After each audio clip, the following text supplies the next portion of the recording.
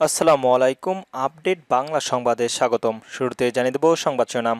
মাকে খারাপ বানানোর জন্য দায়ী নেতাকর্মীরা, পুতুলের এমন বক্তব্যে যা জানা গেল। রাজধানীতে ঝটিকা মিছিল, আওয়ামী লীগের ৮ নেতাকর্মী গ্রেপ্তার। গণ অধিকার পরিষদের ৬৯ নেতা পদত্যাগ। ক্ষমতায় গেলে নারীদের কর্মঘণ্টা কমানো হবে, জামায়াত আমির। সর্বশেষ জানিয়ে দেব, আইন উপদেষ্টার সঙ্গে বৈঠক করবেন সালাউদ্দিন আহমেদ। শুনছিলেন সংবাদ শিরোনাম, এবার বিস্তারিত। মাকে খারাপ বানানোর জন্য নেতাকর্মীরা দায়ী, পুতিলের এমন বক্তব্যের বিষয়ে যা জানা গেল। ছাত্র জনতা গণ অভ্যুত্থানের পালিয়ে ভারতের অবস্থান নিয়েছেন সাবেক প্রধানমন্ত্রী শেখ হাসিনা। ভারতের অবস্থান নেওয়ার পর থেকেই সামাজিক যোগাযোগ মাধ্যমে শেখ হাসিনা ও তার পরিবারকে নিয়ে নানা ধরনের গুজব তথ্য প্রচার করা হচ্ছে। সম্প্রতি মাকে খারাপ বানানোর জন্য আমাদের দলীয় অনেক নেতাকর্মীরা দায়ী শিরোনামে সাবেক প্রধানমন্ত্রী শেখ হাসিনার কন্যা সাইমা ওয়াজেদ পুতুলের বক্তব্যে দাবি করে একটি ভিডিও ইন্টারনেটে বিভিন্ন প্ল্যাটফর্মের প্রচার করা হচ্ছে। রিউমের স্ক্যানের টিমের অনুসন্ধানে জানা যায়, শেখ হাসিনা ও বাংলাদেশের আওয়ামী লীগের নেতাকর্মীদের জড়িয়ে সাইমা ওয়াজেদ পুতুল প্রচারিত ভিডিওটির বক্তব্যটি দেন। কর্তৃপক্ষ ডিএফসকে প্রযুক্তি ব্যবহার করে ভুয়া একটি ভিডিও তৈরি করা হয়েছে। এ বিষয়ের অনুসন্ধানে ট্র্যাক নামক ইউটিউব চ্যানেলে ২০২৩ সালের ২৬শে জুলাই প্রকাশিত একটি ভিডিও খুঁজে পাওয়া যায়। উক্ত ভিডিওর দৃশ্যবলীর সঙ্গে আলোচিত ভিডিওর উল্লেখযোগ্য সাদৃশ্য রয়েছে। উক্ত ভিডিওটির পর্যবেক্ষণ করে দেখা যায়, ভিডিওটিতে সাইমা ওয়াজেদ পুতুল পোশাক অনুসন্ধানে তার পেছনে থাকা ব্যানারের সাদৃশ্য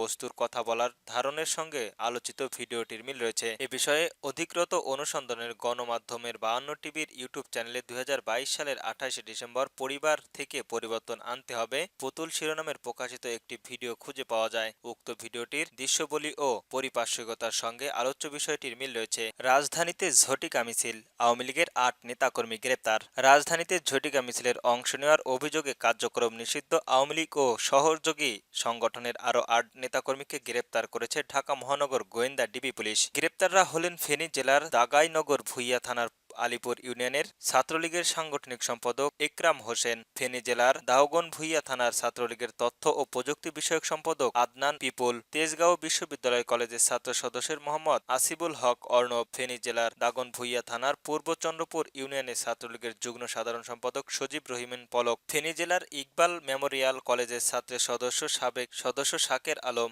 এছাড়াও অন্যান্য ৪৮ জন। সোমবার ২৭শে অক্টোবর ডিএমপির মিডিয়া শাখা থেকে গণমাধ্যমের পাঠানো এক সংবাদ বিজ্ঞপ্তিতে বলা হয়, রোববার ২৬শে অক্টোবর সন্ধ্যা থেকে রাত পর্যন্ত রাজধানীর বিভিন্ন এলাকায় অভিযান চালিয়ে তাদের গ্রেপ্তার করা হয়েছে। ডিবির উত্তরা বিভাগের একটি দল বিকাল ৬:৩০টার দিক থেকে মোহাম্মদপুরের কাদেরাবাদ হাউজিং এলাকা থেকে একরাম হোসেন, আদনান লিপল, আসিবুল হক অর্ণব, সজীব রহিম পলক ও শাকের আলমকে গ্রেপ্তার করেন। এই দিন বিকাল ৫টার দিকে গাবতলী এলাকা থেকে মোহাম্মদ জহুরুল ইসলামকে গ্রেপ্তার করেন ডিবি রমনা বিভাগ। অপরদিকে সোয়া ৩টার দিকে বিকালে টিটোকালী কে এম দাস লেন এলাকা থেকে ইয়াসিন রহমানকে গ্রেপ্তার করে ডিবি লালবাগ বিভাগের কোতোয়ালির জেনারেল টিম এবং রাত ১১টার দিকে যাত্রাবাড়ি এলাকা থেকে মোকাররম হোসেনকে গ্রেপ্তার করেন ডিবির মতিঝিল বিভাগ। গণ অধিকার পরিষদের ৫৯ জন নেতার পদত্যাগ। গোপালগঞ্জ গণ অধিকার পরিষদের নবগঠিত জেলার কমিটিতে স্বেচ্ছাসেবিত ও স্বজনপ্রীতির অভিযোগে তুলে পদত্যাগের ঘোষণা দিয়েছেন সভাপতি সহ ৫৯ জন নেতা। সোমবার ২৭শে অক্টোবর এক সংবাদ বিজ্ঞপ্তিতে জেলা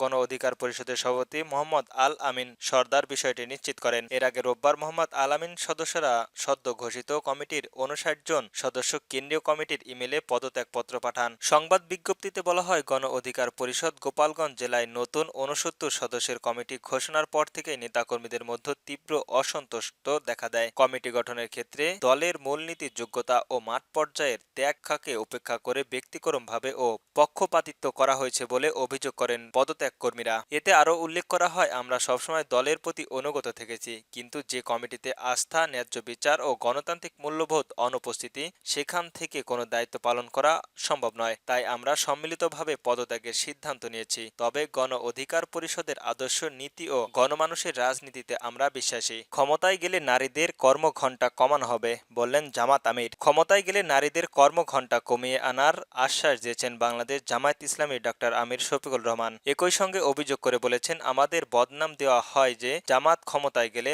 নারীদের নাকি ঘরে তালা দিয়ে রাখবে, কিন্তু এত তালা কেনার টাকা কোথায়? যুক্তরাষ্ট্রের নিউ ইয়র্কে জামায়াতের আমির ডক্টর শফিকুল রহমানের দেওয়া এক নাগরিক সংবর্ধনায় তিনি একথা বলেন। স্থানীয় সময় রোববার ২৬শে অক্টোবর সন্ধ্যায় কোয়ালিশন অব বাংলাদেশি আমেরিকানদের উদ্যোগে এই নাগরিক সংবর্ধনার আয়োজন করা হয়। এ সময় জামাতের আমির বলেন, বর্তমান সরকারের মেয়াদ শেষ হওয়ায় আগেই জুলাই হত্যাকাণ্ডের দৃশ্যমান রায় দেখতে চায় বাংলাদেশের মানুষ। ভাষণে তিনি বলেন, পরবর্তীতে যেই ক্ষমতায় আসুক তাদেরকে সেই রায়গুলো ন্যায্য ভিত্তি সমাপ্তি টানতে হবে। এর পাশাপাশি ক্ষমতায় গেলে দেশের বিনিয়োগের সুযোগ বৃদ্ধি করা হবে বলে জানান জামায়াত আমির ডাক্তার শফিকুল রহমান। এ সময় কর্মজীবী নারীদের প্রসঙ্গে বলেন, মায়েরা সন্তান জন্ম দিয়েছেন, আবার সেই সন্তানকে দুধ পান করিয়ে লালন পালন করেছেন। একই সঙ্গে তিনি একজন পেশাজীবীর দায়িত্ব পালন করছেন। নারী ও পুরুষের উভয়ের ৮ ঘন্টা কর্মনারীদের প্রতি অবিচার উল্লেখ করে তিনি বলেন, ক্ষমতায় গেলে মেয়েদের কর্মঘণ্টা কমিয়ে দেওয়া হবে। ঠিক কত ঘন্টা কমানো হবে সেটি উল্লেখ না করলে ৮ ঘন্টা থেকে কমিয়ে ৫ ঘন্টা করার কথা জানান তিনি। সে বিষয়ে আলোকপাত করেন জামায়াত আমির। আইন উপদেষ্টার সঙ্গে বৈঠক করবেন সালাউদ্দিন। আইন উপদেষ্টা অধ্যাপক ডক্টর আসিফ নজরুলের সঙ্গে সাক্ষাৎ করবেন বিএনপির স্থায়ী কমিটির সদস্য সালাউদ্দিন আহমেদ। মঙ্গলবার ২৮ অক্টোবর বিকাল ৪টা ৩০ সচিবালয়ে তাদের মধ্যে বৈঠক অনুষ্ঠিত হওয়ার কথা রয়েছে। সোমবার ২৭শে অক্টোবর বিএনপি মিডিয়া সেলসের সদস্য সাইরুল কবির খান এ তথ্য জানান। সালাউদ্দিন আহমেদ কি কারণে আইন মন্ত্রণালয়ে যাবেন তা সুনির্দিষ্টভাবে জানা যায়নি, তবে ধারণা করা হচ্ছে জোটবদ্ধ হয়ে নির্বাচন করলে নির্বাচনী প্রতীক কি হবে সে বিষয়ে আলোচনা করতে তিনি সচিবালয়ে যাবেন। আরেকটি সূত্র থেকে জানা যায়, বিএনপির ভারপ্রাপ্ত চেয়ারম্যান তারেক রহমান নভেম্বরে দেশে ফিরছেন। তার ফেরাকে কেন্দ্র করে কোনো বিষয়ের উপর আলাপ করতে যাবেন তিনি।